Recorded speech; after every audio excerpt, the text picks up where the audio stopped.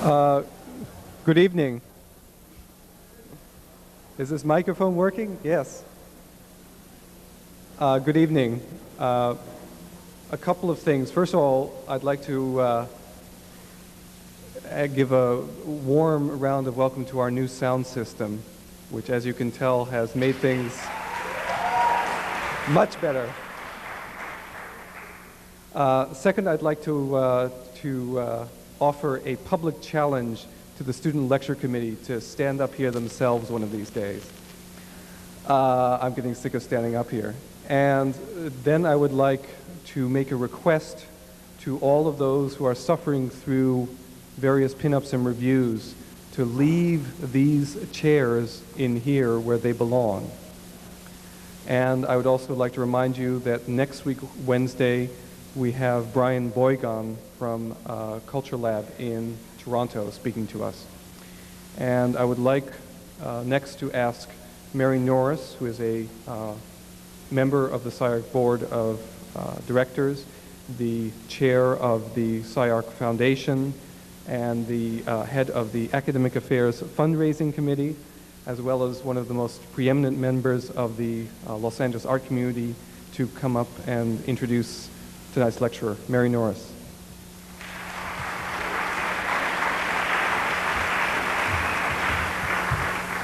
Thank you, Aaron. I wish that I already knew our speaker this evening, because I certainly am interested in his work. And I look forward this evening to hearing from him and seeing his slides. Our speaker is Andy Goldsworthy. He was born in England and he lives in southern Scotland. He works directly with the environment and things right out of the environment. He takes walks, he thinks about things, he uses things like leaves, ice, twigs, stones, rocks, branches, things like that, only things that he finds. He creates things out of found things, but he doesn't really over-manipulate them. He's an installation artist. He's a conceptual artist. He makes, many of the things that he makes are quite ephemeral, and so they are only left to us by way of photography, and I must say he's quite a beautiful photographer. I had the good fortune to see a beautiful show of his just a few weeks ago at Lalonde Gallery in New York, and before that I'd only seen works in reproduction in books. He's here from San Francisco, where he's working on a private commission up there, and I think this will be interesting for everybody in the audience to learn all about this very wonderful and unique artist, Andy Goldsworthy.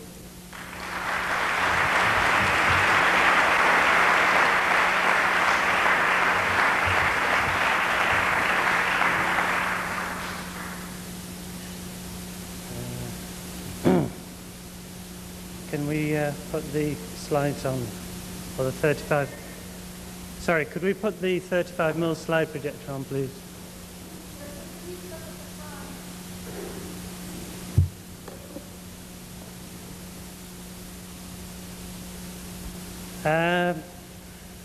I'm usually asked how I began my work, or I'm often asked.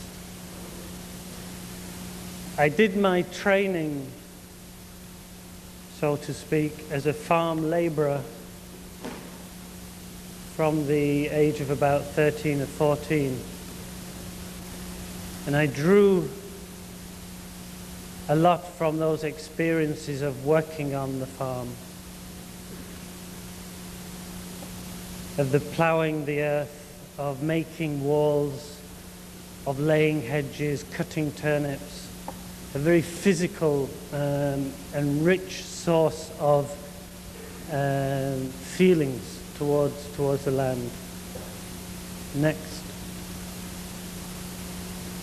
Not always, sometimes quite brutal.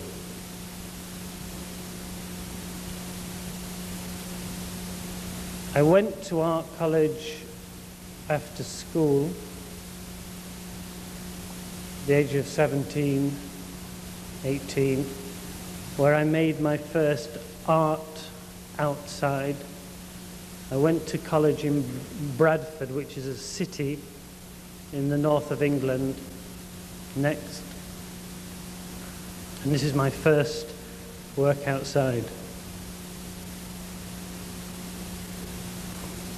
I was only 17 or 18, and I thought everybody was square.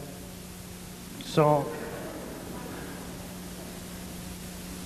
I made some squares and took them around the city and placed them in situations where they were taking the place of people. The idea is a little bit corny, but what was exciting was actually being outside, making art, and all the unknowns and unpredictabilities of being outside, and the energy of being outside. An energy that I couldn't generate inside in a studio. Gradually, well, not so gradually, but I became more and more drawn to the land itself, to work with nature, if you like. I still do work in urban places, but I am drawn to the growing, changing, natural world, if you like, because that is so full of energy. It is not the objects, but the energy that I'm interested in. Next. This is the Hasselblad, please. Oops. Can you go back a slide? Thanks.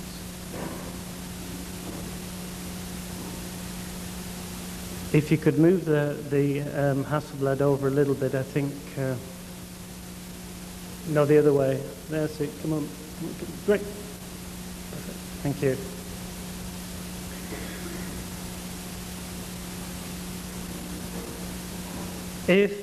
If to shock was my aim, then it wouldn't matter if I'd painted these pools.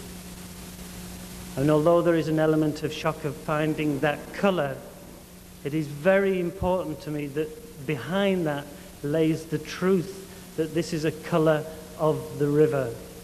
The colour has been made by rubbing two soft red river stones together in the water of the pool, turning it red.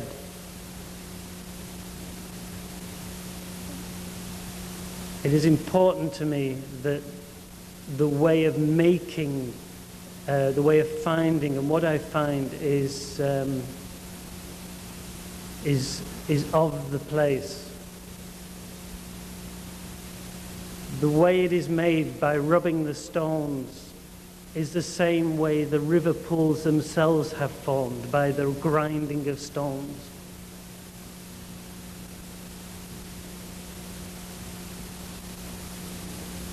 Next.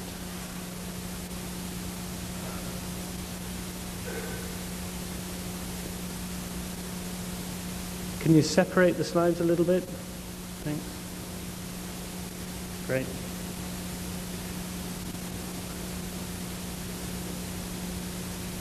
Some people, or many people, think of the more formal things of my work as being the main body of what I do, and this is not the case.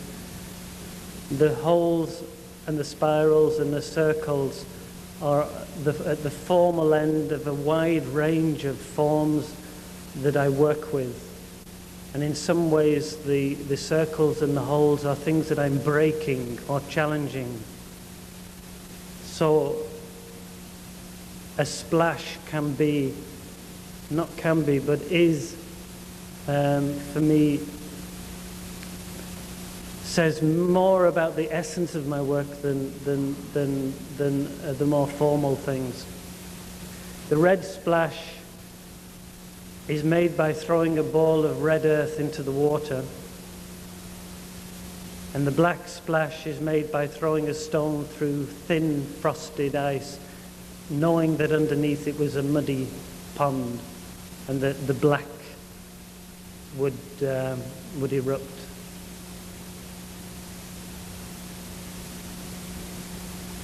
When I threw the red earth into the water, I knew I could get a better red. I was not happy with that red. And that is how often things are revealed to me. At the beginning in a glimpse, often a weak color, but this feeling that somehow in there, an instinctive feeling that I can find something deeper. And I'm set off in pursuit of the red, the energy of the red. So I waited till summer when there would be more growth in the place, more green in the place, more of a green atmosphere in which to throw the red next.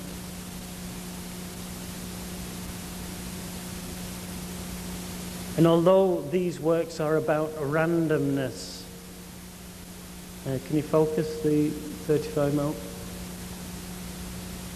And if you like, chaos, in which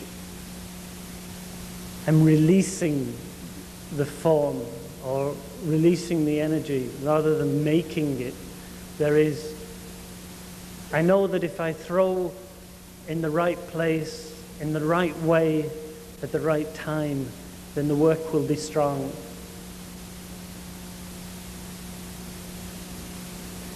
These works are not made quickly.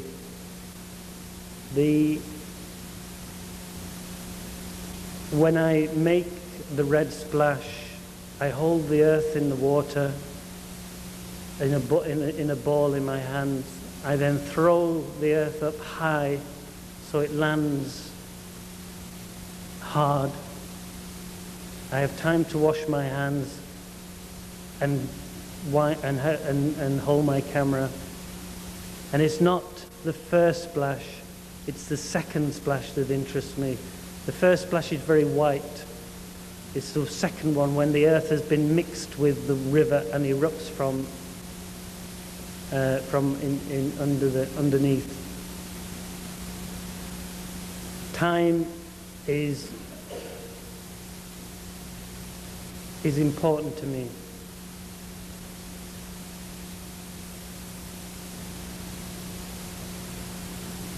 Next.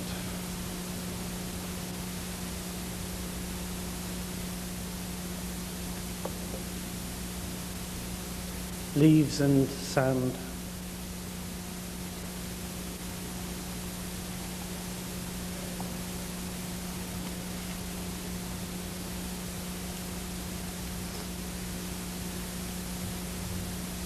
I'm not trying to mimic nature.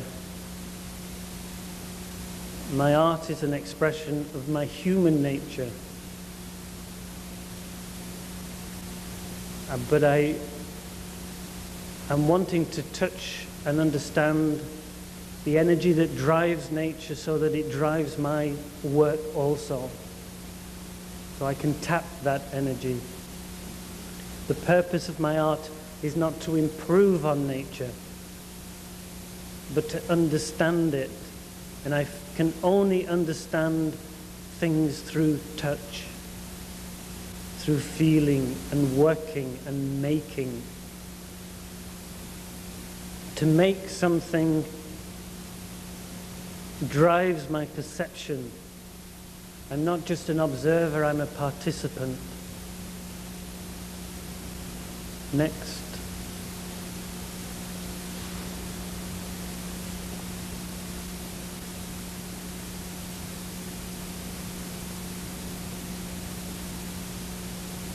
I'm interested in my more recent work, or the work over the last 2-3 years, has been moving in a direction where the form of the work is the place. And I'm more interested in the atmosphere of the place. And I don't have to isolate things as I used to clear away a space on the ground and lay leaves in that space. I'm now interested, my vision has become much broader. The tree on the left is in Australia, and I've covered the tree in red sand And I didn't really think the sand would hold to the tree. It was damp sand. And I spread it over the tree and it stuck as if it was meant to do that. And then dark rain clouds came over the horizon and the sun illuminated the tree. And then a rainbow arced over the tree too. That was an extraordinary moment. Those are moments that I live for. I go out working every day I can. I make 1 or 2 pieces each day. And I make a lot of awful work.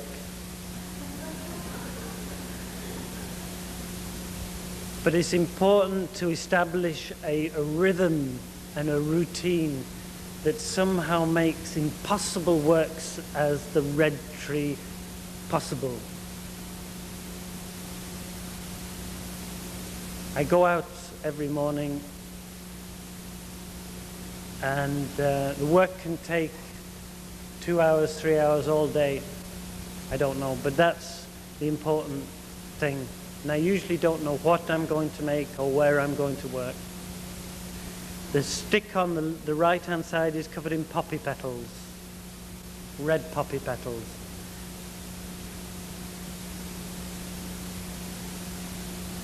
And when I cover a stick or a rock in leaves, it's not, I don't feel I'm just wrapping the stick up or the rock up. I'm touching something of the flower in the stick and the earth in the tree. That red sand-covered tree that went hard as the sand dried out, becoming as a stone tree in that ancient landscape. For me, touched on something of the heart of the place. Next.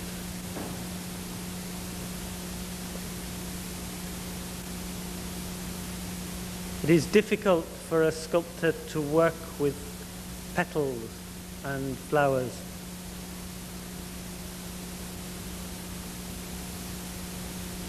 But I have a need to work with the flowers as I do the stone, and realize that both are as powerful in their own way. Next.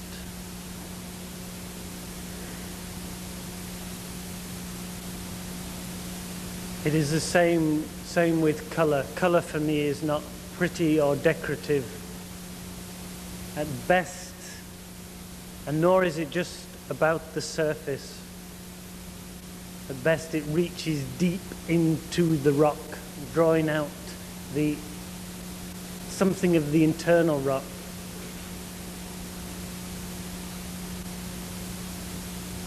Color is raw with energy. The one on the right is poppy petals, and the left is Japanese maple. Next.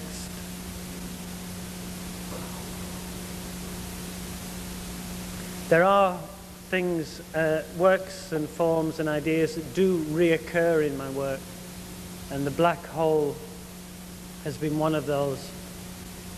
The first I made in 1977,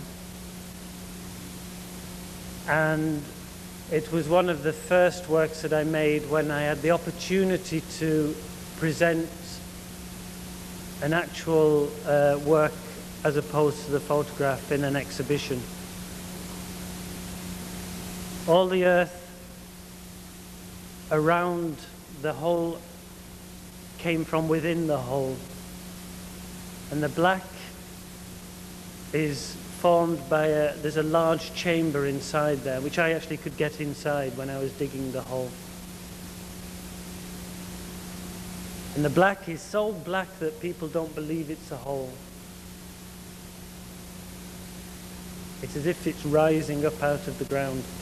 In fact, one person, I overheard somebody at the opening, he didn't know I'd made the work, but I overheard him saying to someone that, do you know, when I first came in, I thought that was a hole.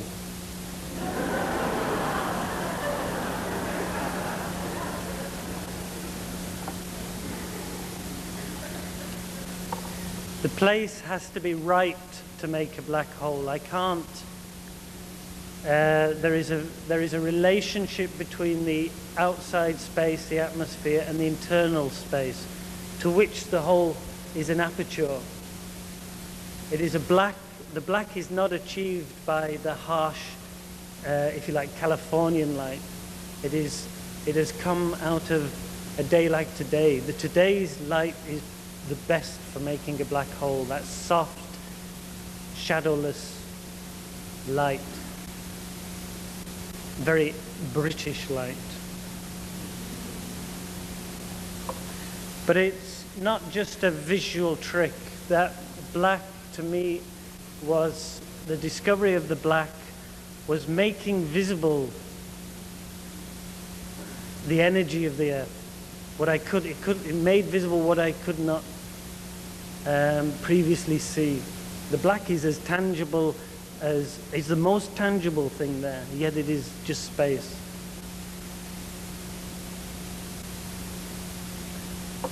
Next.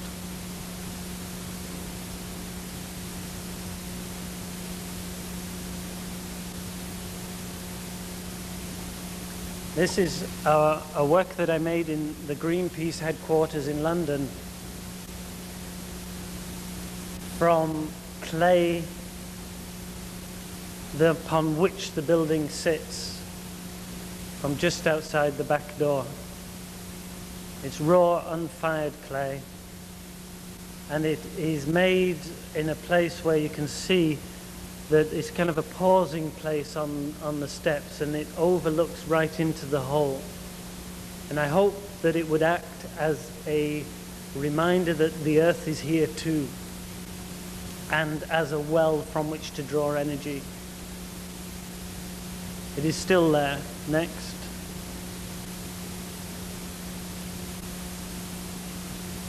It took 9 months to dry out.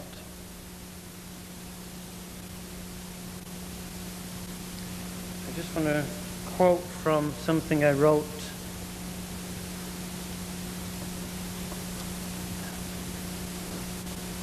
This was written before I discovered that stones put into a kiln open up with these torn cracks. I wrote, "The black of the hole is like the flame of a fire. The flame makes the energy of the fire visible.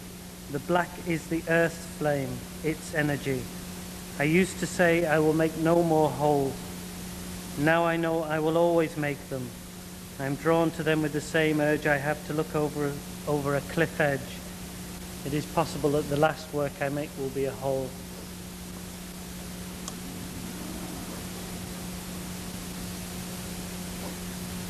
It is when I discovered by accident that stones opened up in this way when put to heat. I was actually, my father's a potter, father-in-law is a potter, and we've worked together on various things, and I gave him some stones that I'd drawn with the same red stone that I coloured the pools with earlier on, because it has a lot of iron in it, and I felt it might go black in the firing. And my father-in-law came in after he'd fired the stones, and he said, "I'm sorry, Andy, they've gone and cracked." And I said, "Forget about the drawings, this is much more interesting." To take a stone back to the fire, its origin, to heat it gently and then watch it open, is deeply unnerving. And in doing so, I felt I had entered the black of the hole, that no longer needed to be defined by that circle. Next.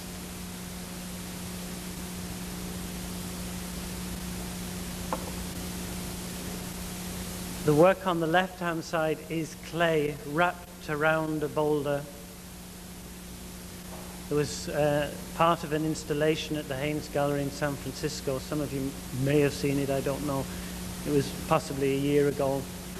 And as the clay dried, the boulder broke out of this clay. I recently did a big installation in Japan with a room covered with these, and it was quite violent. It was very, very interesting. And the small pebble is what the stones look like when they come out of the kiln. That stone can open up and turn liquid is to me a beautiful but unnerving expression of change in nature.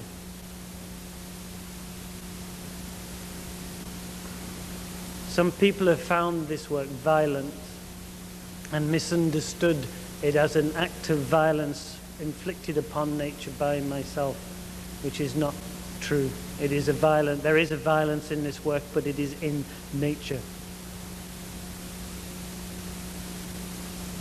And before you go off and start firing stones, I destroyed my father-in-law's kiln on the last firing. They went liquid, and then I had this great idea to make them, because when they go liquid, the outside of the stone kind of floats on top. It's as if I've skinned the stone.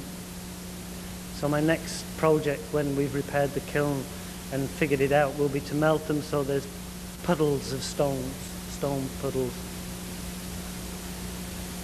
Next.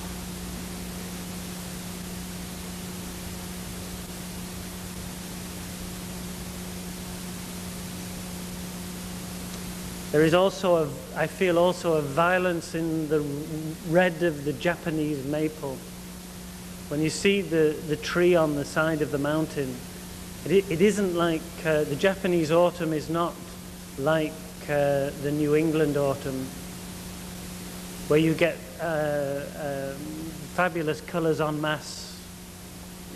In Japan, the maple is often isolated against the mountainside where there are green trees, amongst green trees. So it's got such an intensity about it. It appears like an open wound on the mountainside. I have learnt a lot by the red in Japan. Next.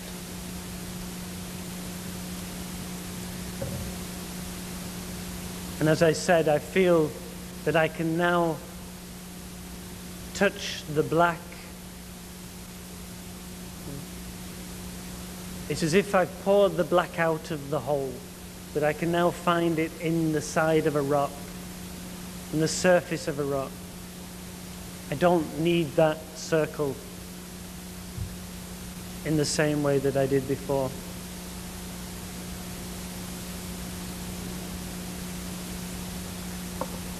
Next.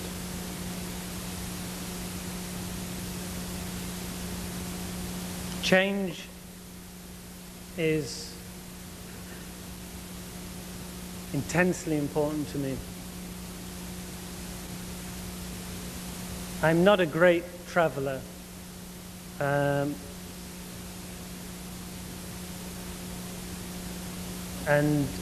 it's another misconception about my work that I need to go around the globe to be able to do my work. I travel because I'm asked, and it's often a great honor to be asked to go to places. And invitations, I treat invitations in the same way that I do ice when it's freezing or leaves in autumn. And I don't really wish to have total control over where I work. I like that element of randomness that leads me to places that I would not have gone to otherwise. But when I do travel, I often return to the same place. When I worked in Australia, I worked on one small patch of sand on one small hill. And when I went there for my second visit, I went back to that place. And if I went a third, I would be happy to go there again. And to some people, that place might appear to be a very ordinary hill. When I make exhibitions, installations inside, if possible, I will have an element of change in in the installation. This is one of 18 snowballs that I brought in to melt. Well, actually, they were made in winter and kept in deep freeze for 7 months, then brought in out in the middle of summer to melt. And each snowball had a different material inside, and as the snowball melted, it revealed itself. The stone on the right-hand side is in St. Louis, and the leaves are wrapped with water around the end of the stone. Next. You just have to live with that a little bit. I wonder why it did that. Don't touch it. This could be bad. No, leave it on. It will hopefully it'll go. If you could just focus it. And another work that made on the same stone. This is one of maybe 7 works I've made on this stone. And as I was making the work, the stream was flash flooding and began to lift off the leaves that were held to water, with water wrapping the stone. And the snowball was doing its stuff too, and beginning to look like a giacometti. It looked so much as if I'd arranged the materials around the snow, the debris around the snowball, that people who hadn't seen it at the beginning thought I'd actually arranged it all. Next.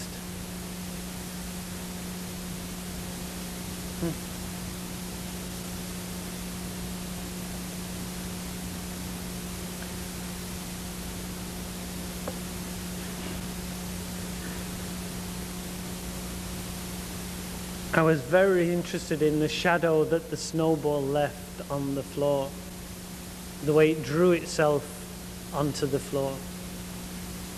Next.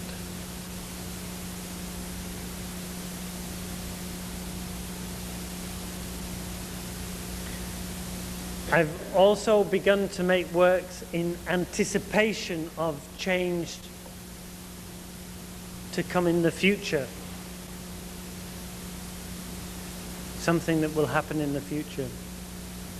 So the sand boulders, that's compacted sand on Santa Barbara, and a line of snowballs waiting for the thaw. Next. Actually, it didn't thaw, it snowed.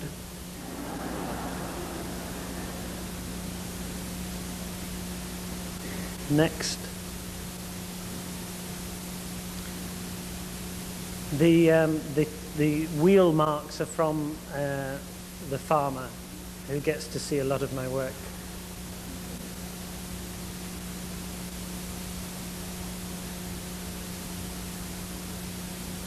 Next. And this is what I was waiting for. And arranged the sheep accordingly on the hill.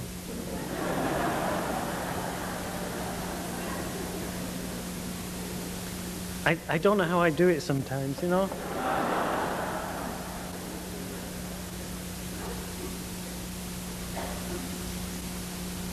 But then I had this idea to make a flock of snowballs. You know, right on the top of a hill, because you can see them from a long distance, and you can just imagine the farmer seeing this group of snowballs and going up thinking they're sheep.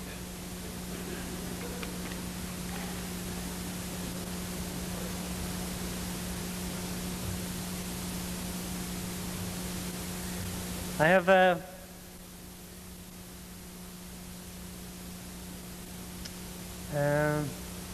I need most of the time to work alone, to concentrate. I don't mind being found or people coming across me by accident, but I'm not a performer. Often I work in public places, very public places, Central Park. I've worked there and other parks in the world. But as I say, not as a performer. The photograph is a necessary barrier, if you like, between the making and the viewing that keeps the intention clear. The intention being myself trying to come to terms with what I'm working with. I have a social and intellectual need to take the photograph. As Brancusi said of his photographs, why talk about sculpture when I can photograph it? And the photograph takes on this quality of writing or speaking. It is the visual thread that runs through my life, my life's work. If a film does not come out of a work, and I feel that work is like a half memory.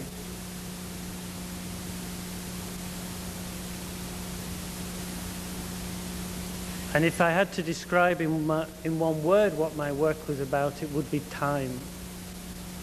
And in that respect, the photograph is very appropriate to what I do. The photograph is time. The photograph remains rooted in the moment it was taken. It needs that moment. And it's that connection to when it was taken that is important to me. If it replaced the work outside completely, then it would have no purpose in my work. It is the space between the image and the work outside that draws the viewer into that space. Next.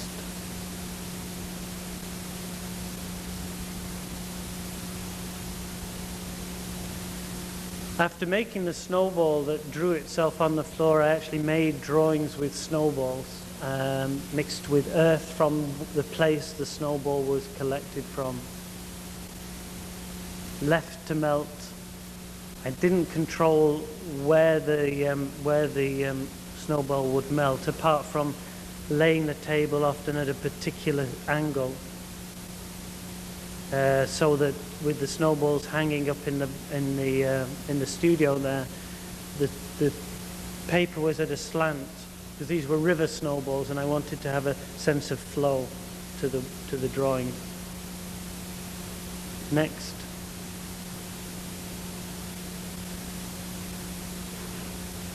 I consider these works to be landscapes in the tradition of landscape painting and drawing. They represent the place they come from. I mean, more than that, they are the place they came from. The one on the left is a meeting between Ben Nevis, which is the highest mountain in Britain, which is the dried snowball on the bottom, which melts towards the other end. This is going to be difficult to explain, but it melts, and then I dried it out in Scotland, and I took the drawing to Japan, where Mount Fuji snowball met with Ben Nevis in a meeting of mountains, for an exhibition I did recently about my home and Japan, which is on show in Japan at the moment. But the experience of looking at the drawings once they've dried is so close to the experience of being out on the hills. The way the drawings are made, the way they react to the paper, the way that rivers form and gullies, and a whole landscape is in these drawings. Next. And this is a detail from one of the drawings. Next.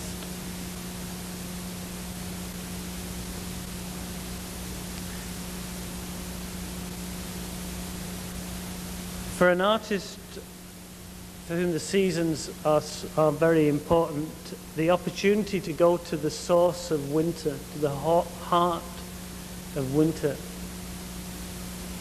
was very exciting.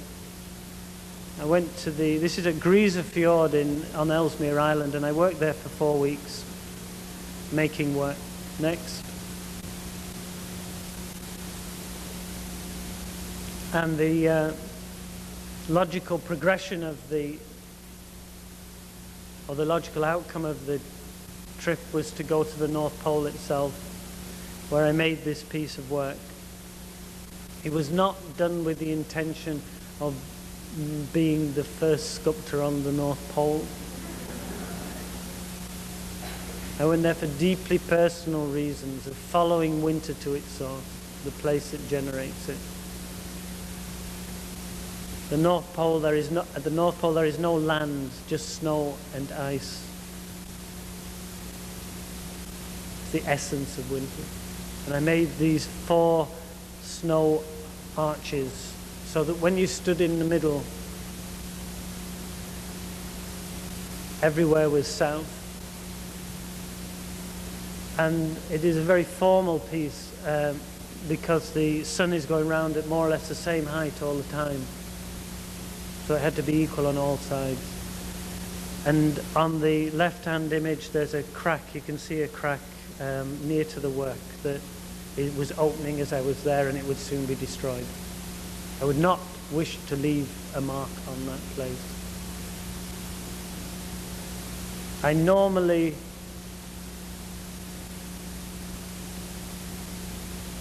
do not feel an urge to be the first or the only person in a place.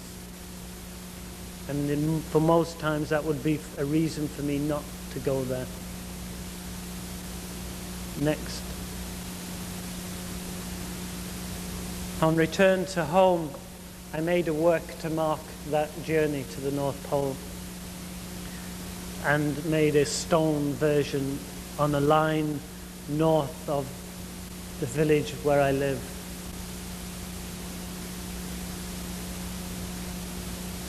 I work with a stonemason called Joe Smith, and he told me that the locals have a name for it, this work, and I braced myself. And he said they call it the Eye of the North, which is nice. Next.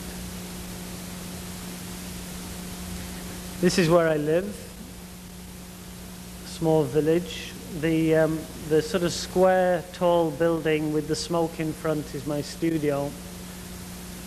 And on the left-hand side, just to the left of the greenhouse, is my house. So I have my priorities.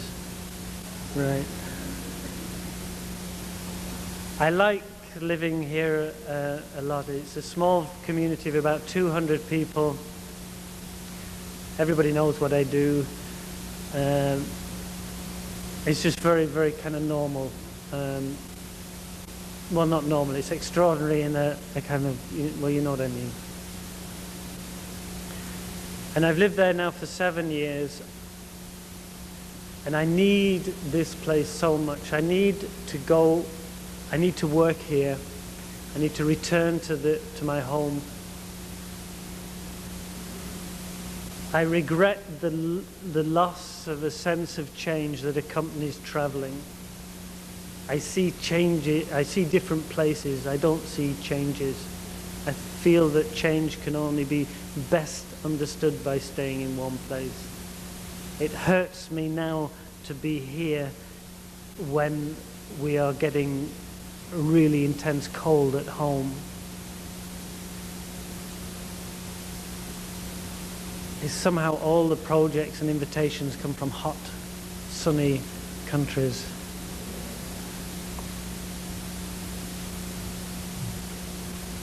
And I don't have time to talk too much about the leaf works, but that's a cupboard in my studio which I've just opened the door for you to look at and now will shut. That's another subject in a way. They're dried. They use the architecture of the leaf for their construction. They are about growth patterns. the type of leaf used dictates the shape. Next. Oh, and they're very strong. They're in a collection of the museum and have toured New Zealand and Australia, amongst other places. This is a village from a further back, and that's inside my studio, that has never been so full since, because I've travelled a lot since this time. When I am at home, the first place I work is up the valley in the woods. Then if I have time, I work in the studio. The last the last 6-7 months have been getting my next book together, which has meant a lot of writing. I find writing very, very difficult. And there's not a lot of writing in this book, but it has caused me a lot of, it's been quite hard. Next.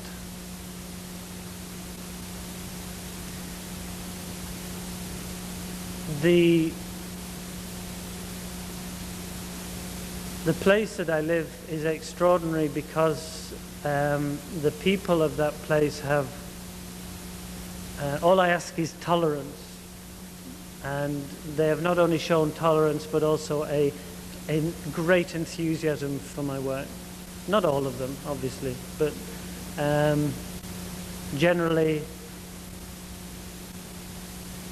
there is a very strong feeling of goodwill. And I was given a piece of land by a local landowner to make work on, and as part of the lease I had to build a wall to divide what I'd been given away from the farmer. So I did this, I agreed to do this, and incorporated into the wall 2 sheepfolds. One on this side, opening onto the farmer's land, and his cows and sheep come into that one, which is in effect on my side, and my sculpture, if I ever made one, would go on to the other one, which is on his land. So it's a give and take wall, sharing wall. When I began to make the wall, I had this idea that I would help Joe to do it, because I've repaired walls on farms when I worked on farms, but he kept taking my stones off. And he was right to do so. Dry stone walling, these are walls made without cement, is not done casually.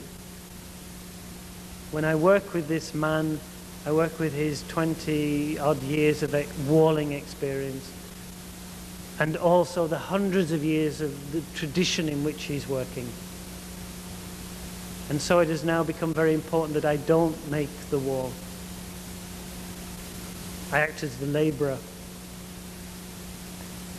It's for me to put the wall in a place where it speaks in a way that articulates the changing relationship between people and the land. Next. And this is how the wall was looking this summer. Because the sheep no longer come on my side, the wood is growing back.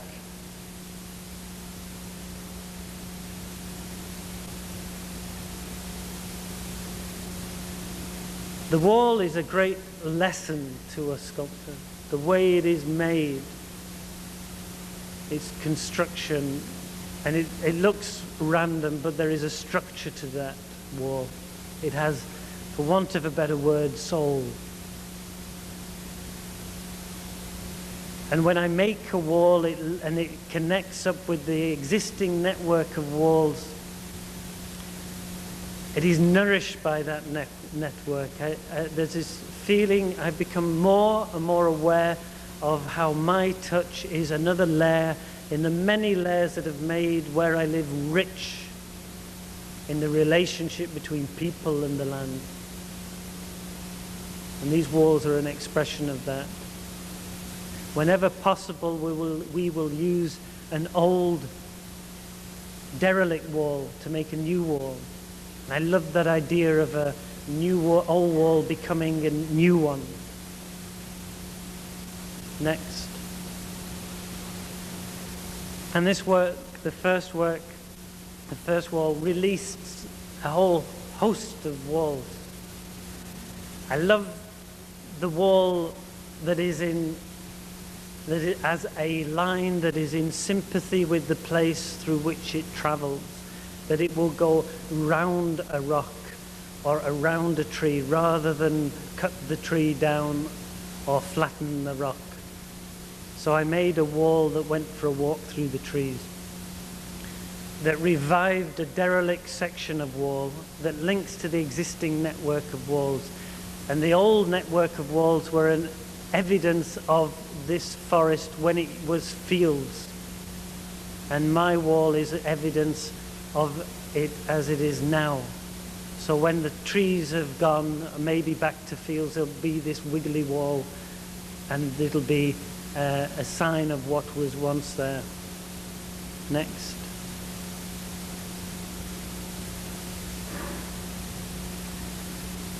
This is a recent. Snowballs are very common in Britain. They're used for gathering sheep and animals out on the fells, on the mountains. This one is built so you can't see into it until you actually enter. And when you enter, it's full of rocks.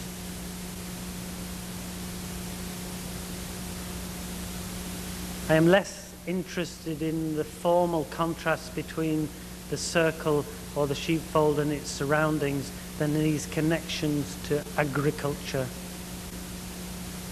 I like their subversiveness of being camouflaged in the place. The one on the right was a proposal for Scarborough Bluffs in Canada, Ontario, I think. And they wanted work to be sited along what they called the conservation work, which was stopping the cliff from eroding, which was not conservation because the cliff eroding was actually what the nature of the place was.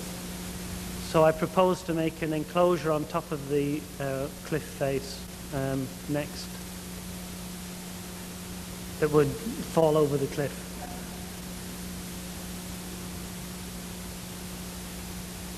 And on the left-hand side, I was asked by a local farmer to make a piece of work. And I looked around his fields, and there was a rock sticking out of the ground. And there wasn't many rocks in the area, so this rock was somehow the tip of something below, you know? And we started excavating the rock. Next.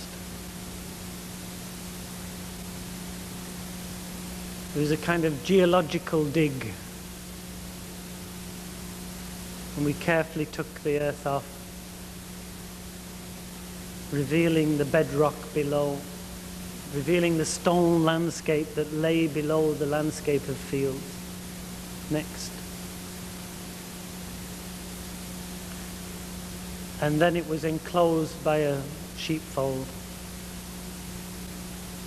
Oh, the proposal was never accepted, by the way, for the Scarborough Bluffs. I don't like making walls where there isn't an old wall. So a wall made in out of Britain is made more difficult. It's this link with the past that interests me about them. Next. So I'm quite pleased that proposal didn't happen. And this is what the work looks like when it's finished. So when you step into the enclosure, you're stepping back to the beginning, the rock. The work on the right-hand side is a work that I've just completed in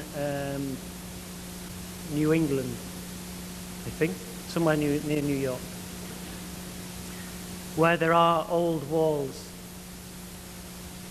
And it's interesting because you see these walls that define where fields used to be, but now it's all overgrown with trees. And it was to see the wall was somehow responsible for at one time cutting down the trees.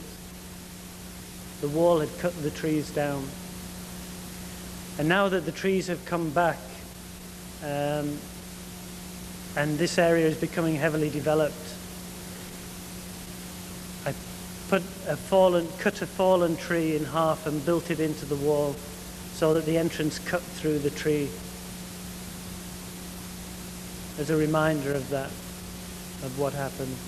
It was very interesting to take Joe the waller to this old wall, because he can read walls. It's like when he works with the stone, he knows the person who made it. Next.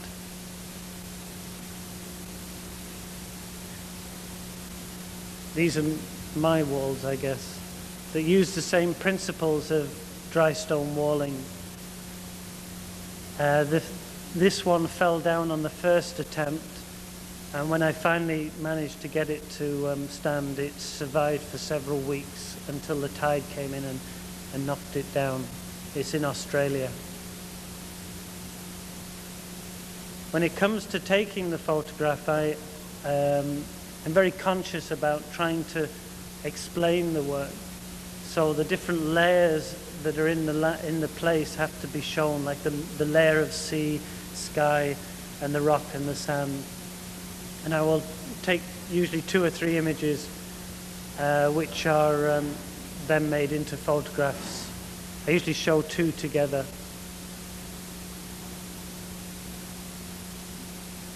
Next. The cone or the cairn, well, they are cairns. Cairns are piles of stones that are used to mark footpaths in the mountains of Britain. And I see them as being markers to my journey. The one on the right is made in the most, how should I put it, the strangest place I've ever worked, just outside the casino in Monte Carlo. And Monte Carlo is very, very clean. I thought it rained every night, but what they were doing was washing the streets at night. And Slate is very, very dirty. And I was staying at a very posh hotel.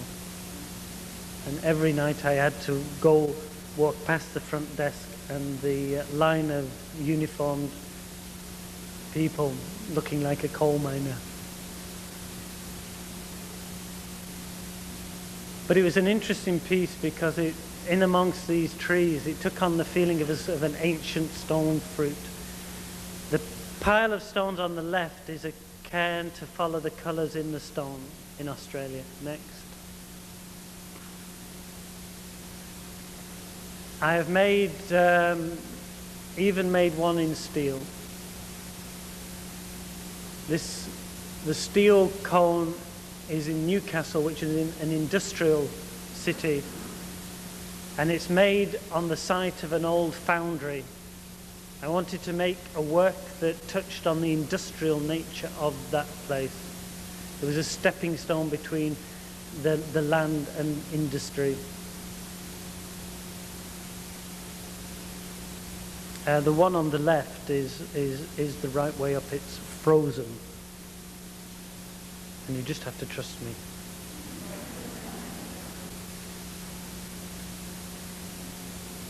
It took 3 days, and the stones were dipped in water, then held to the rock. It was a great, great work. And I have so many works I'd love to make. I feel so much potential in the freezing of stone to stone.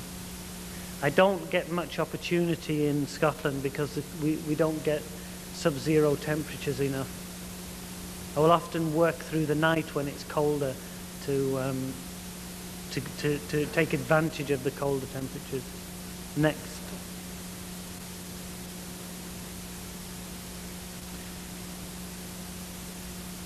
I use my hands most of the time because that is the best way to make the work.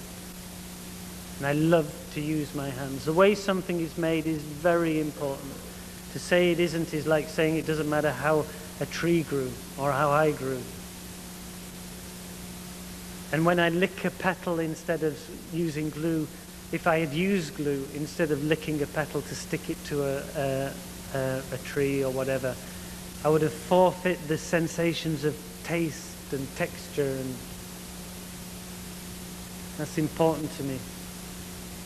But to not use tools when I need them would be like pretending I swam here instead of flying by plane.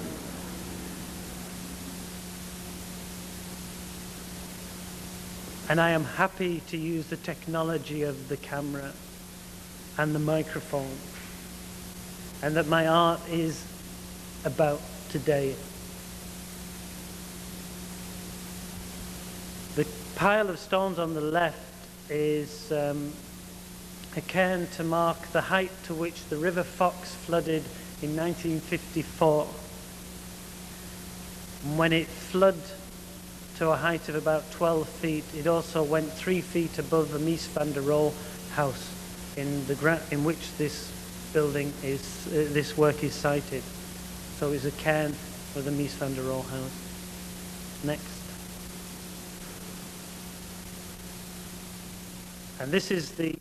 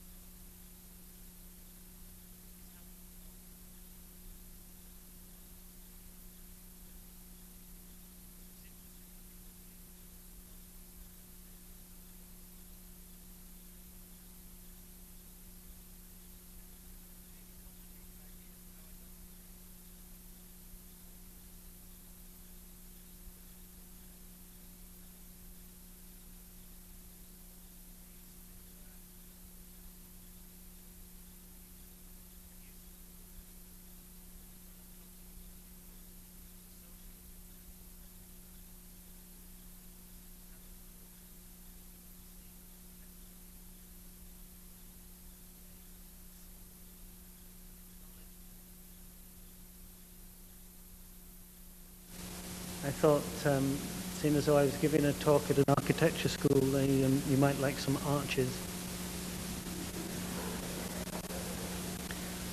My arches are a bit rough and roughly hewn. They're more like, they're more alive when I make them. They become like living things. I make them over a pile of stones, which I then pull the stones out. And as I'm pulling the stones, the thing's moving, and I'm like an osteopath with a body, and I'm trying to get it to stand, and then somehow it stands, and there it is. Next.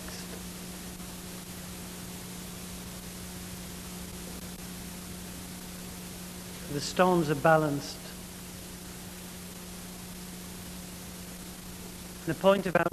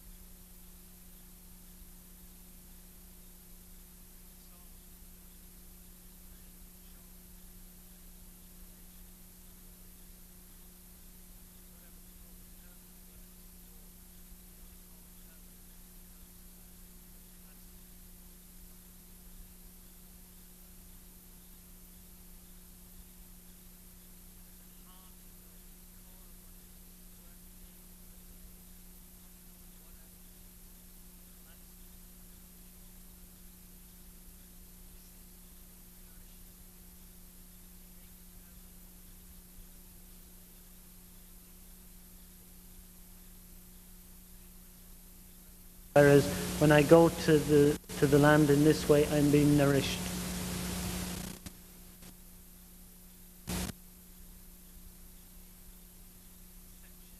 Nature, my feel places are so changed by my work.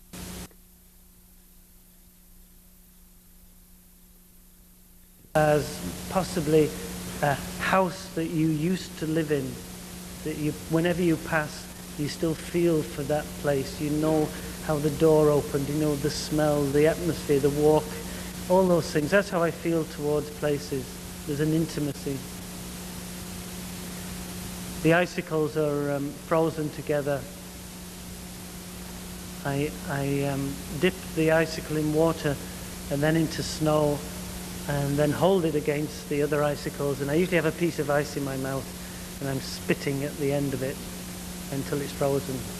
It's a technique of spit welding that I have perfected. And it's so exciting when you let it go, you know, and you don't know if the whole thing's gonna... And I have so many works have collapsed. I mean, you wouldn't believe it. And I get so annoyed.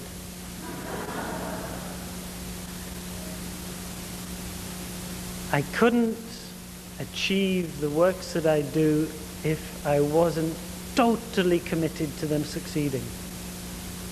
And I couldn't feel that commitment if I didn't feel a deep sense of loss if it collapsed before it is finished. Once it is finished, then I celebrate and enjoy its collapse. But each work is in this peak, this cycle, and it's achieving that peak. Next.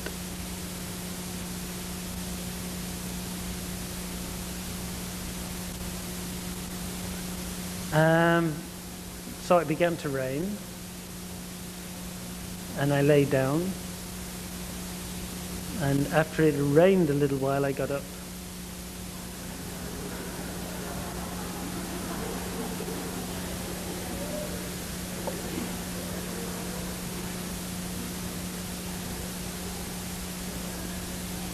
Then I had to drive over myself. It sounds reasonably simple, but this rock on the right-hand side, I lay on that rock for a couple of hours in a rain that dried as quickly as it became wet. And the rock is on a slope, so I'm kind of slipping all the time, and I'm aching, and I knew that if I got up, then it would begin to rain heavily.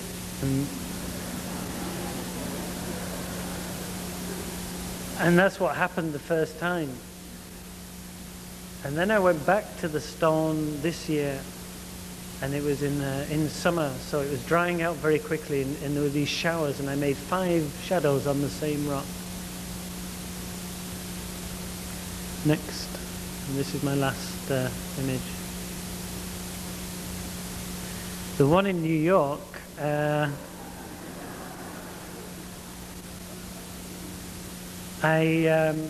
rain was forecast one day, and I went to that rock, and it was so black, you wouldn't believe how black that sky was. And I waited for 2.5 hours, and then the sky cleared. And then 2 days later, the same thing happened, and I went there, and it began to rain. It was a beautiful rain, because I mean, I could give a whole lecture just on shadows. Rain for stone is, I want it to fall gently. So if it falls too fast, it wets too quickly and runs underneath me. So I was laying there for maybe half an hour in this very gentle rain. I've done them in Europe, and that's always kind of a problem, because people think I've collapsed. But in New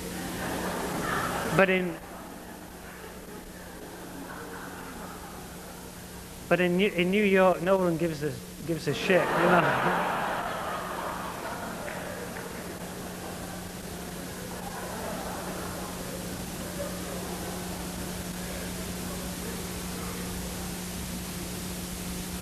And I have made some on sidewalks too. They speak of nature in the city as well as in the country.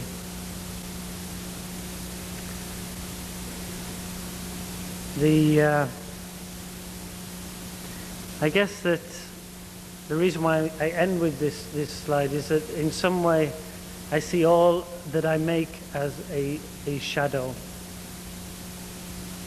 That it is there and then it goes, but isn't entirely lost either. It somehow still remains there. That somehow our presence leaves a layer on the land, a layer in the place, that hopefully makes that place richer, makes it resonate with us having been there.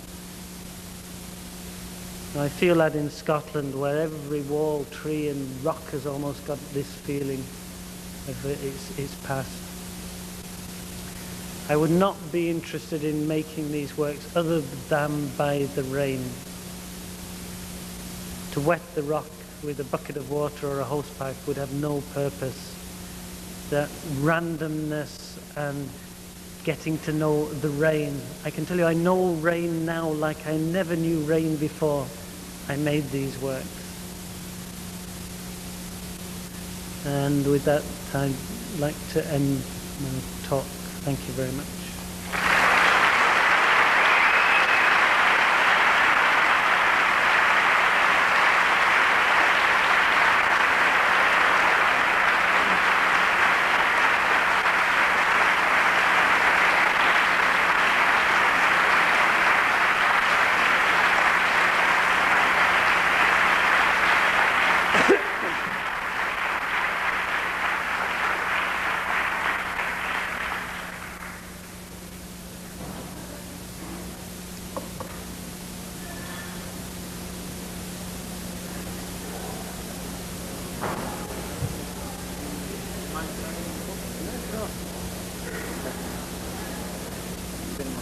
Yes.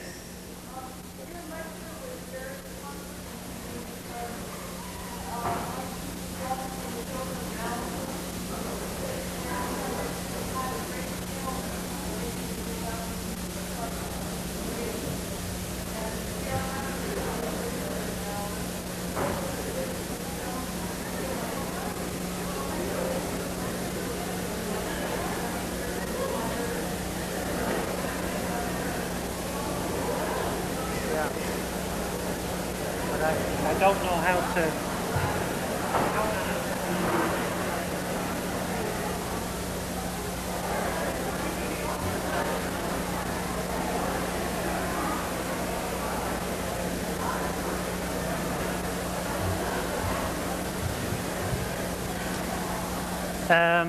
If anybody wants to ask any questions, I don't mind a few, but not too many. I've just been really inspired by your lecture, and I want to give a mailing address. I'd like to write to I'm a student at the Art Center, Catholic Art Center. Yeah.